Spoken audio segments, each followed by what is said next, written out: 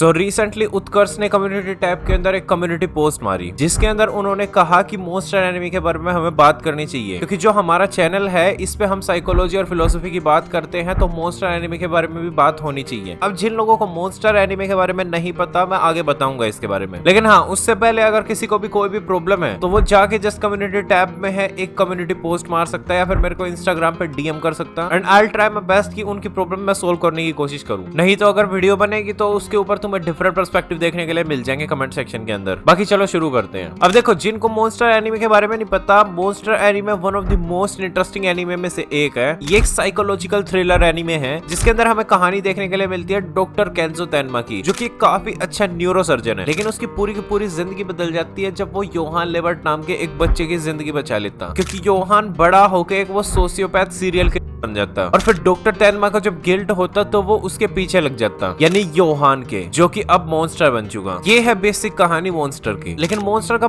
पूरा एनिमे ज्यादातर बेस्ड है योहान लेबर्ट पे, क्योंकि जो योहान लेबर्ट नाम का तुम्हें कैरेक्टर देखने के लिए मिलता है, इसकी फिलोसफी की काफी सारी वीडियोस तुम्हें देखने के लिए मिल जाएगी यूट्यूब पे। किसी वीडियो के अंदर इसका one of the most dangerous anime character कहा जाता, और कभी इसकी फिलोसफी को कैसे हम लाइफ में इम्प्लीमेंट करें उस तरीके से बताया जाता, और कभी डार्क साइकोलॉजी वाली जो वीडियोस होती उसके अंदर यूज करा जाता। अब मॉन्स्टर की कहानी का मेन हीरो तो डॉक्टर केंजो तेनमा ही होता, लेकिन फोकस में, स्पॉटलाइट में तो योहान ही रहता हमेशा, क्योंकि योहान का कैरेक्टर भी काफी इंटरेस्टिंग तरीके से बनाया गया है। वो ना ज्यादा लाउड है ना ज्यादा इमोशनल है, बिल्कुल वो बस काम है, and that's what makes him interesting, और या फिर हम कह सकते हैं डेंजरस। अब योहान का पूरा जो कैरेक्टर है बेस्ड है नाइलिज्म की फिलोसफी पे। अब जिन लोगों को नाइलिज्म के बारे में नहीं पता, ये एक तरीके से तुम नजरिया लगा के चल सकते हैं। नाइलिज्म की जो फिलोसफी हमें देखने के लिए मिलती, उसके अंदर ऐसा कहा जाता कि कोई भी चीज इतनी ज्यादा मैटर ही नहीं करती, सब कुछ मीनिंगलेस है ज्यादातर। ये फिलोसफी है जो ह्यूमन एग्जिस्टेंस पे ही सवाल उठा देती पूरा। अब नाइलिज्म के भी अंदर मल्टीपल टाइप्स आते हैं, जैसे कि एग्जिस्टेंशियल नाइलिज्म, जो कि मोस्ट कॉमन फॉर्म है, जिसके अंदर कहा जाता है कि हमारी जो जिंदगी चल रही है, हम जो एग्जिस्ट कर रहे हैं वो मीनिंग नहीं रखता। या फिर कॉस्मिक नाइलिज्म, जिसके अंदर कहा जाता है कि पूरा का पूरा यूनिवर्स है जो बहुत बड़ा है, और ह्यूमंस है जो उसमें मीनिंग ढूंढने की कोशिश कर रहे हैं, लेकिन वो जस्ट एक इल्यूजन है, वो भी मीनिंग नहीं रखता। तो इस तरीके की कुछ फिलोसफी है जिसके अंदर योहान लेबर्ट का कैरेक्टर है फिट होता। अब देखो, इस वीडियो के अंदर मैं कुछ इस तरीके से बात नहीं करने वाला कि योहान के कैरेक्टर कितना डार्क है। मैं इसके अंदर ये बात करना पसंद करूंगा कि योहान के कैरेक्टर से तुम क्या सीख सकते हो, तो उसको मद्देनजर रखते हुए मैं 5 कुछ ऐसी चीजें सिखाने की कोशिश करूंगा तुम्हें योहान लेबर्ट के कैरेक्टर से, जो तुम्हें काफी ज्यादा हेल्पफुल होगी लाइफ में। तो चलो शुरू करते हैं यार।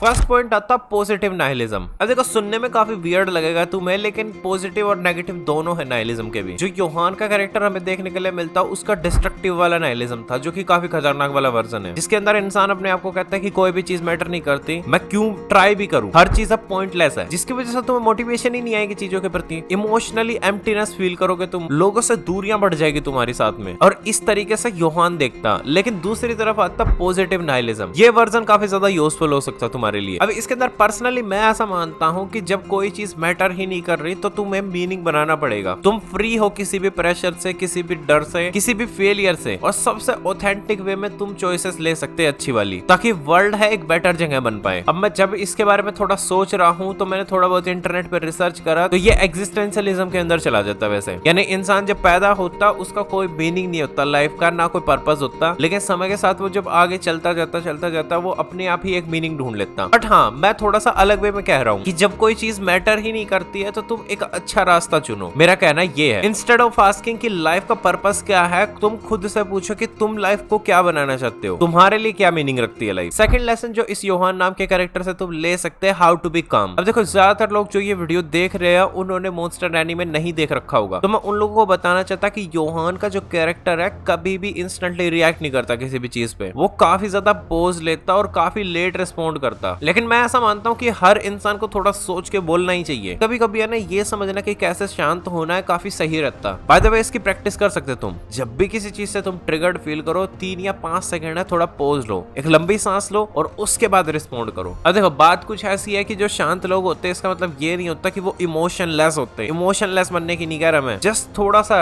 रश करे बिना आराम से बातें करो, ऐसे कह रहा हूं मैं। बाय द वे, तीसरी चीज जो तुम सीख सकते हैं कि लोगों को समझो। अब योहान है जो साइकोलॉजी का यूज करता था, वो भी डार्क वाली। योहान ने साइकोलॉजी सीख रखी थी लेकिन मैनिपुलेट करने के लिए, लेकिन तुम्हें इसे फ्लिप करना चाहिए। यू शुड अंडरस्टैंड पीपल कि लोग किस तरीके के हैं, और इसलिए नहीं कि लोगों को तुम मैनिपुलेट करना स्टार्ट करो। मैं काफी बार देखता हूँ जब मैं लोगों को कहता हूँ कि साइकोलॉजी पढ़ो, चीजें सीखो, थोड़ा बहुत लोगों के बिहेवियर्स के बारे में सीखो, अपने बिहेवियर्स के बारे में सीखो, तो उन्हें लगता है कि ये इंसान तो माइंड रीडिंग या फिर कुछ दिमाग में झोलम झाल की बात कर रहा। बट मैं वो बातें नहीं कर रहा होता। मेरा मतलब ये होता कि जब तुम इंसानों को समझ जाते हो तो तुम काफी सारे अजीब लोगों को इग्नोर कर सकते हैं, टॉक्सिक लोगों को, टॉक्सिक ट्रेड्स को समझ सकते किसी भी इंसान की। प्लस जिन लोगों से तुम प्यार करते हो उन लोगों को भी बचा सकते तुम ऐसे लोगों से। तो साइकोलॉजी वगैरह पढ़ना, लोगों को समझना है, काफी सही रहता है लाइफ में। ये तुम्हें बहुत बेनिफिट देता है। प्लस तुम अपने बिहेवियर्स को भी समझ पाते कि मैं ऐसा क्यों कर रहा हूँ, और लाइफ को अच्छे से नेविगेट करके तुम उन बिहेवियर्स को भी फिक्स कर सकते अपने। काफी हेल्पफुल रहता। लेकिन फोर्थ चीज जो तुम सीख सकती हो कि इंटेलिजेंस का मतलब है विजडम नहीं होता। योहान है जो एक्सट्रीमली इंटेलिजेंट कैरेक्टर है पूरे एनिमे के अंदर, बट इमोशनली एम्प्टी है। तो अगर तुम समझदार होते जा रहे हो इसका मतलब ये नहीं है कि तुम्हें इमोशनलेस होने की जरूरत है। इंटेलिजेंस का मतलब कभी भी ये नहीं होता कि तुम इमोशंस फील नहीं करोगे। इमोशंस तुम्हें तब भी फील होगे, प्यार तुम्हें तब भी फील होगा, रोना तब भी आ सकता। समझदार होने का मतलब ये नहीं है कि भाई ये चीजें होंगी ही नहीं तुम्हारे साथ। समझदार होने का मतलब है कि ये चीजें होंगी जब तुम्हारे साथ, तो होने के बाद तुम क्या डिसीजन लोगे। क्योंकि काफी बार तुमने देखा होगा कि एक ब्रेकअप के बाद है किस तरीके से इंसान लाइफ को नेविगेट करने लगता, पार्टीज करने लगते, हुकअप्स करने लगते। और इंटेलिजेंस के मामले में अगर तुम बात करोगे तो उनके पास डिग्रीज भी होती भाई, वो काफी स्मार्ट होते, लेकिन वो लाइफ को नेविगेट करना नहीं जानते। काफी जनरलाइज बात बोल दी मैंने, पर हाँ मैंने देखा है। दो और खाली स्मार्ट होना इनफ नहीं होता, you need empathy as well. ये जो भावनाएं है ना, ये फीलिंग्स हैं, ये रखनी पड़ती है इंसान को, और सही गलत का फैसला आना चाहिए इन भावनाओं के साथ। तो हाँ, समझदार होने का मतलब ये नहीं है कि तुम्हें विजडम भी आ जाएगी। लास्ट जो चीज मैं सीखा हूँ जो पॉजिटिव वाली है मॉन्स्टर एनीमे से, वो है कि मीनिंगलेसनेस है जो, वो सच्ची में एम्प्टी है भाई। योहान बार बार ट्राई करता रहता है कि लाइफ है जो मीनिंग नहीं रखती प्रूव करने की। अब ये सुनने में काफी पावरफुल लगता है, ऐसा लगता है भाई बिल्कुल रेबेलियस सा बंदा है भाई, बिल्कुल अलग सा खतरनाक सा ही है भाई, कुछ तो यो। बट ये माइंडसेट है सुनने में पावरफुल लग रहा है, खाली रियलिटी में बिल्कुल खोखला है, बिल्कुल मीनिंग नहीं है इसमें। क्योंकि तुम्हें खुद पता होना चाहिए यार कि लाइफ है मीनिंग नहीं रखती, बट मीनिंग है क्रिएट करा जाता लाइफ में। वो तुम्हारे पीओवी पे डिपेंड करता है कि तुम किस तरीके से चीजें करोगे। अब तभी मैं बार बार कहता रहता हूँ कि अलग अलग नजरिए होने चाहिए तुम्हारे पास चीजों को देखने के। जब एक नजारा तुम देखो तो उसको है ना 10 तरीके से तुम देख सको, इससे सुंदर बात हो ही नहीं सकती कोई। अब तुम जिंदगी को अभी भी खाली समझ सकते हो, या फिर तुम उठ के है अपनी चॉइसेस को चेंज करके इसमें मीनिंग भर सकते खुद। मेरे को ये समझ में नहीं आता कि ज्यादातर लोग किस तरीके से ये बात कह देते कि उन्हें कभी अपॉर्चुनिटीज नहीं मिली, ये नहीं हुआ, ये प्रॉब्लम हो गई, वो प्रॉब्लम हो गई। और मैं ऐसा सोच रहा होता कि लाइफ के इतने बड़े कैनवस पे इन्होंने कभी पेंट ब्रश फेरा नहीं है, और ये ऐसी बातें कर रहे हैं। इन्होंने कभी रंग भरे ही नहीं है अपनी लाइफ में खुद ही। हर बार तो इन्होंने पेंट ब्रश उठाने से पहले ये सोच लिया कि ना ना भाई ये तो गंदा कर दूंगा मैं। तो मीनिंग कहां से आता लाइफ में? तो यही कुछ चीजें हैं जो मैंने मॉन्स्टर एनीमे से सीखी है, और तुम्हारा क्या विचार बनता है इस पर मैं जानना जरूर पसंद करूंगा। बाकी अब देखो, मैं चाहता तो कोई डार्क साइकोलॉजी वाली वीडियो पेल सकता था तुम्हें अभी, डार्क साइकोलॉजी ट्रिक्स, बट मेरे को ना मजा नहीं आता कि डार्क साइकोलॉजी ही सिखा दूं, कुछ ही नहीं। ठीक है भाई, बकवास होती वो चीजें। लाइफ को नॉर्मल तरीके से देखो, नॉर्मल नजरिए से रहो अपने। बड़ी सुंदर जिंदगी है, इसको बिल्कुल और ज्यादा अच्छा बनाना हमें। बाकी चैनल सब्सक्राइब कर लेना, 1 के सब्सक्राइबर होने वाले हैं मेरे। And thank you for watching this video. This side